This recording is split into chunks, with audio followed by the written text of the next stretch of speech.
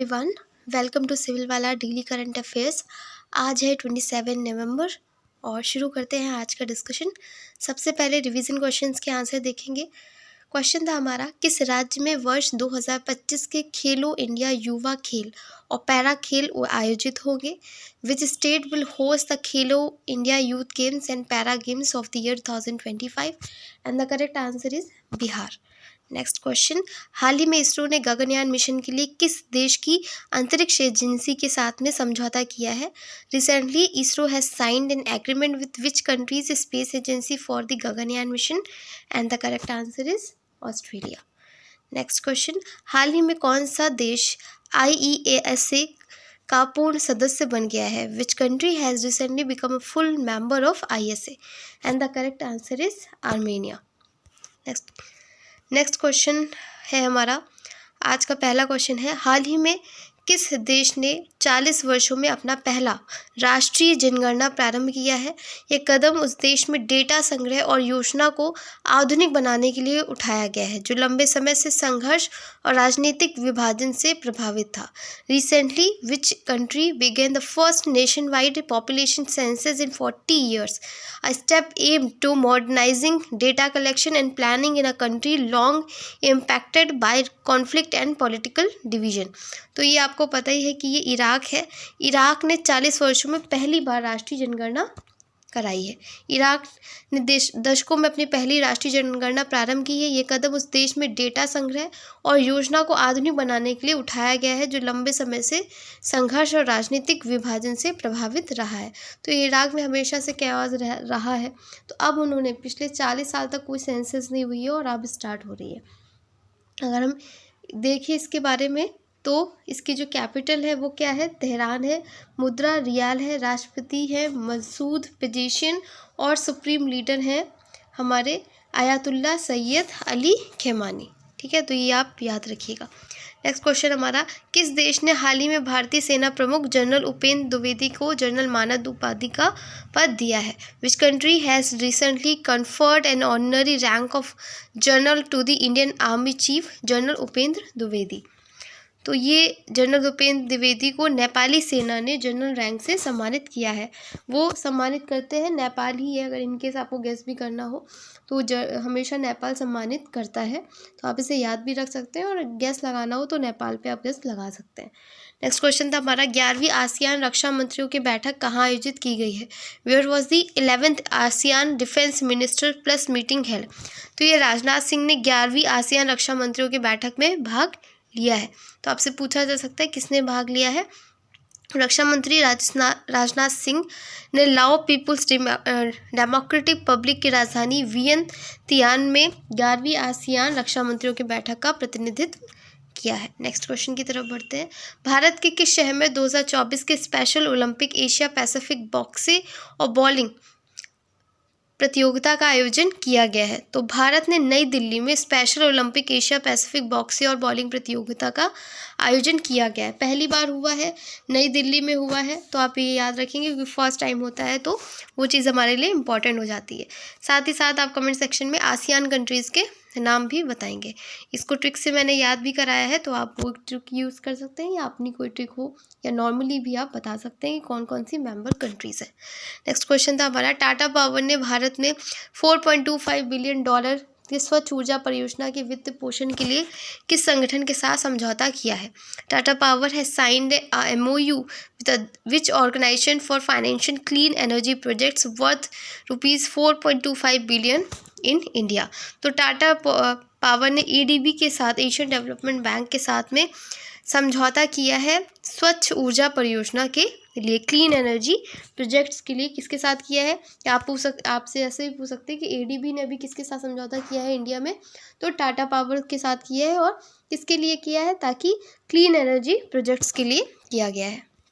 Next question हमारा, प्रधानमंत्री नरेंद्र मोदी और ग्रेनेडा के प्रधानमंत्री श्री डिकन मिशेल ने गयाना के जॉर्ज टाउन में आयोजित दूसरे इंडिया कैरिकॉम शिखर सम्मेलन की अध्यक्षता की। पहला कैरिकॉम शिखर सम्मेलन किस वर्ष आयोजित हुआ था? तो ये आपसे पूछा जा सकता है। तो प्रधानमंत्री ने कैरेबियाई नेताओं से मिलकर इंडिया कैरिकॉम शिखर सम्मेलन में भाग लिया है।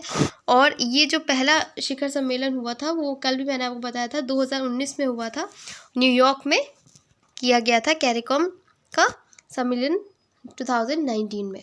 और इसके अध्यक्ष जो है वो है श्री डिकन मिशेल है, अभी इन्होंने अध्यक्षता कर रहे हैं इसकी। नेक्स्ट क्वेश्चन हमारा, भारत के किस राज्य में अप्रैल 2024 में खेलो इंडिया युवा खेल आयोजित होंगे? Which state of India will host the Khelo India youth games 2025 इन अप्रैल 2025? तो खेलो इंडिया यूथ गेम्स हमारे बिहार में होंगे, क्योंकि बिहार में खेल के प्रति रुझान बहुत कम है, तो इसलिए ये वहाँ पे स्टार्ट किया जा रहा है ताकि लोग खेल में भी दिलचस्पी लें। नेक्स्ट क्वेश्चन हमारा, केंद्रीय मंत्री धर्मेंद्र प्रधान और श्रम और रोजगार तथा युवा मामले के खेल मंत्री मनसुख मांडविया ने नई दिल्ली में कितने राज्यों में जॉब्स एट डोर स्टेप नामक रिपोर्ट जारी की है? तो ये केंद्रीय मंत्री और धर्मेंद्र प्रधान जी ने, जो श्रम और रोजगार और युवा मामले के खेल मंत्री हैं मनसुख मांडविया, में दिल्ली में कितने राज्यों में, जैसे ये तो मैंने बताया था कि इन लोगों ने जॉब्स एट डोर स्टेप नामक रिपोर्ट जारी की है। और ये किसके द्वारा ये रिपोर्ट निकाली गई है? कल मैंने आपको बताया था विश्व बैंक ने ये रिपोर्ट निकाली है। और कितने राज्यों में है? तो ये 6 राज्य हैं, ठीक है, तो आप इन्हें याद रखिएगा, 6 स्टेट्स हैं इसमें। नेक्स्ट क्वेश्चन था हमारा, विश्व टेलीविज़न दिवस हर साल 21 नवंबर को मनाया जाता है। इसका उद्देश्य टेलीविज़न की भूमिका को संचार के एक प्रमुख माध्यम के रूप में और इसके वैश्विक जागरूकता, निर्णय निर्माण और शिक्षा पर प्रभाव को उजागर करना है।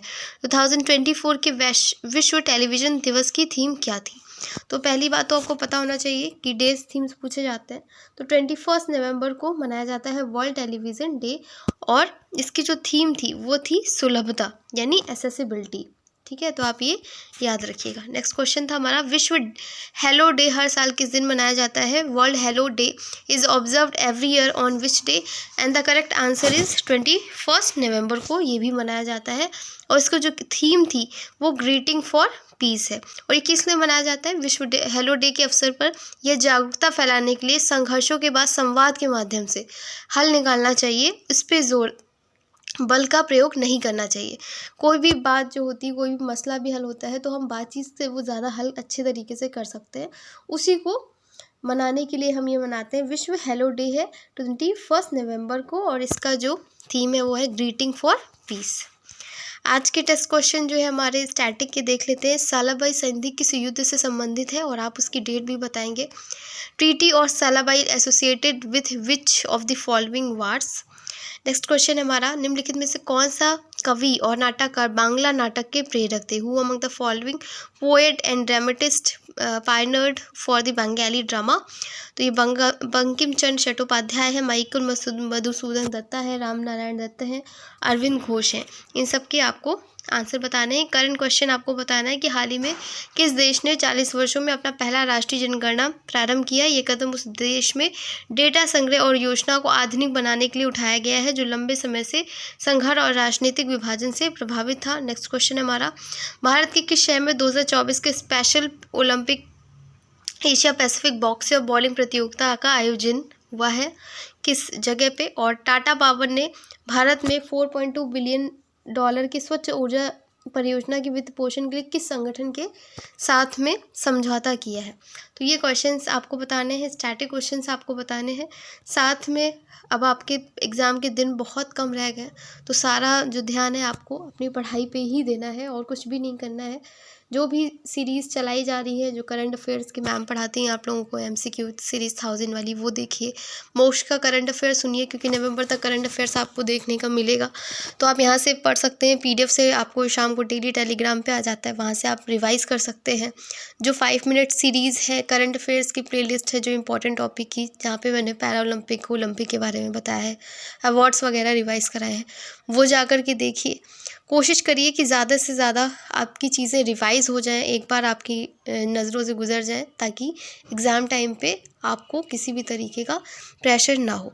क्योंकि बहुत अच्छा मौका है आपके पास में, अपॉर्चुनिटी बहुत अच्छी है कि अच्छी सीट्स हैं, और इसमें आप पूरी कोशिश करिए, अपना 100% दीजिए कि ये एग्ज़ाम आप पूरा क्लियर कर लें। तो ये था आज का डिस्कशन। मिलते हैं कल एक नए डिस्कशन के साथ में। तब तक अपना ख्याल रखिए और पढ़ाई करते रहिए। धन्यवाद।